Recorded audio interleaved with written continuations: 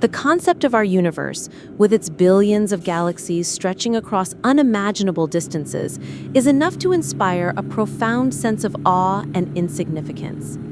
Yet, contemporary physics and philosophy increasingly beckon us to consider an even more staggering possibility: that our entire cosmos is but a single entity in a vast, perhaps infinite collection of universes, a multiverse. This is not a single unified idea, but rather a family of hypotheses, each stemming from different theoretical frameworks and each carrying its own set of mind-bending implications. To explore the multiverse is to journey to the absolute frontiers of human knowledge, where the line between science and metaphysics becomes tantalizingly thin. The most intuitive and least controversial type of multiverse is what cosmologist Max Tegmark classifies as the Level 1 multiverse, or the quilted multiverse. Its existence does not require any new physics. It is the logical consequence of two widely accepted cosmological tenets. The first is that space is infinite, or at least vastly larger than the portion we can observe. Our observable universe, the Hubble volume, is a sphere roughly 93 billion light-years in diameter, representing the distance from which light has had time to reach us since the Big Bang. The second tenet is the cosmological principle, which states that on large enough scales, the distribution of matter is homogeneous and isotropic. If space is indeed infinite, and matter is scattered throughout it in a roughly uniform way, then a simple calculation of permutations dictates that every possible configuration of particles must eventually repeat. Given a finite number of quantum states within a finite volume like our Hubble volume, an infinite space must contain an infinite number of these volumes. Consequently, somewhere out there, far beyond our cosmic horizon, lies another region of space identical to ours. There would be a galaxy identical to the Milky Way, a star identical to our sun, and a planet Earth with an identical copy of you reading this essay. Further away, there would be regions that are almost identical, where you chose a different breakfast this morning, and further still, regions where the course of history diverged more dramatically. Scientifically, the Level 1 multiverse is the most conservative. It is a direct, albeit unprovable, extrapolation of our current best models. Its primary philosophical implication is a radical redefinition of identity. The uniqueness we cherish would be a local illusion. While your actions and choices define your life in this Hubble volume, they do not define the totality of you across the multiverse. Every choice you could have made is being made by a copy of you somewhere. This challenges notions of free will, suggesting a sort of cosmic determinism where every possibility is physically realized, leaving no path untrodden. A more dynamic and scientifically speculative model is the Level 2 multiverse, often called the inflationary multiverse or bubble universes. This idea arises from the theory of cosmic inflation, our leading explanation for the early universe's rapid expansion and its observed flatness and uniformity. According to some models, such as eternal chaotic inflation, the inflationary process that birthed our universe did not stop everywhere at the same time. Instead, it is an ongoing, eternal process. Our universe is merely one bubble of space-time that pinched off from the inflating background, cooled down, and allowed matter and structure to form. Elsewhere in this metaspace, other bubble universes are constantly forming, like bubbles in a pot of boiling water. Crucially, the popping of each bubble from the inflationary state could result in different fundamental constants of nature.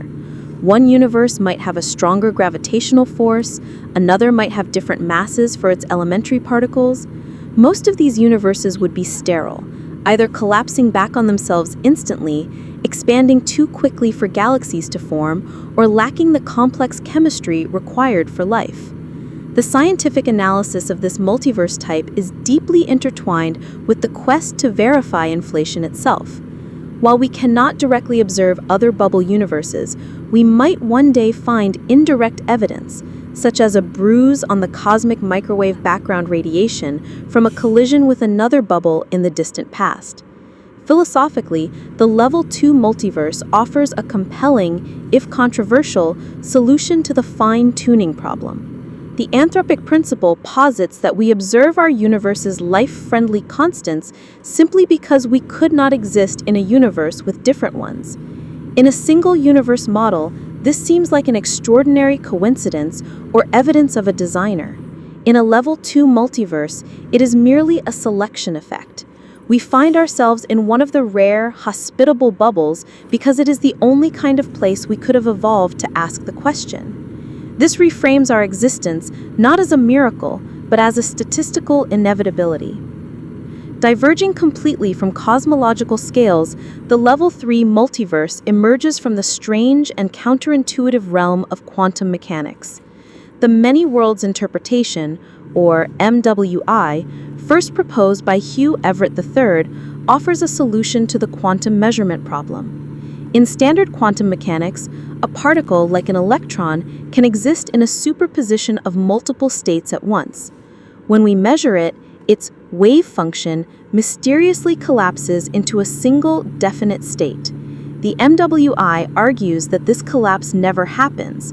Instead, at the moment of a quantum interaction with multiple possible outcomes, the universe itself branches. In each branch, one of the possible outcomes becomes the reality.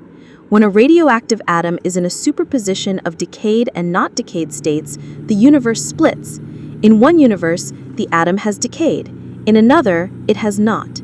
Every quantum event, from the path of a photon to the firing of a neuron in your brain, creates a cascade of new parallel worlds. These universes are not separated by vast distances in space, like in Level 1, but exist on top of each other, decohered and unable to interact. Scientifically, the MWI is praised by some physicists for its mathematical elegance, as it simply follows the Schrödinger equation to its logical conclusion without adding an ad hoc collapse postulate. However, it is profoundly untestable by its very nature. Philosophically, its implications are perhaps the most personal and unnerving. Every quantum level uncertainty in your brain that leads to a decision results in a branching of you. One version of you turns left, another turns right. This shatters the concept of a single, continuous self. It raises profound questions about moral responsibility. If every choice you make is realized, does your decision in this branch carry the same weight? For its proponents, it offers a picture of a vastly larger reality where nothing is truly ever lost, only diverted into another branch of existence.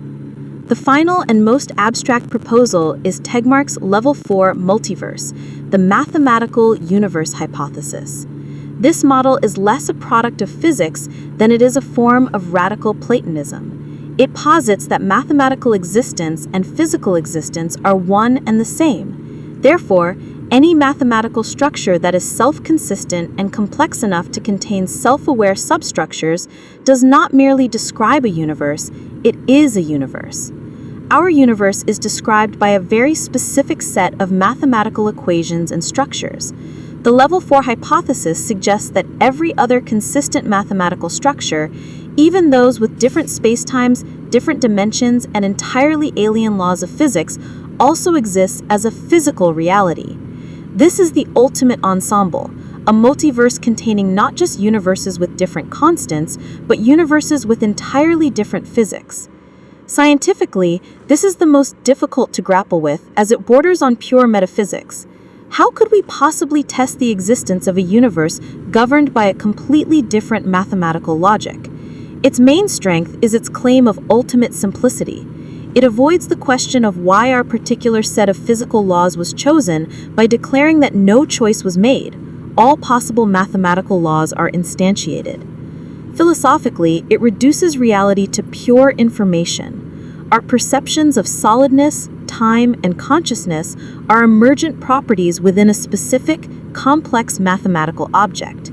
It is a humbling and disembodying thought, suggesting that the stuff of reality is not matter or energy, but the elegance of pure abstract relationships.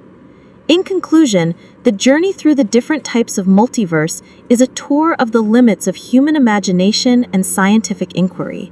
From the repeating patterns in an infinite space to the bubble universes born from cosmic inflation, from the ceaselessly branching timelines of quantum mechanics to the ultimate democracy of all mathematical forms, each model challenges our most fundamental assumptions about reality, uniqueness, and our place in the cosmos. While they remain largely speculative, they are not idle fantasies. They are the logical endpoints of our most successful scientific theories.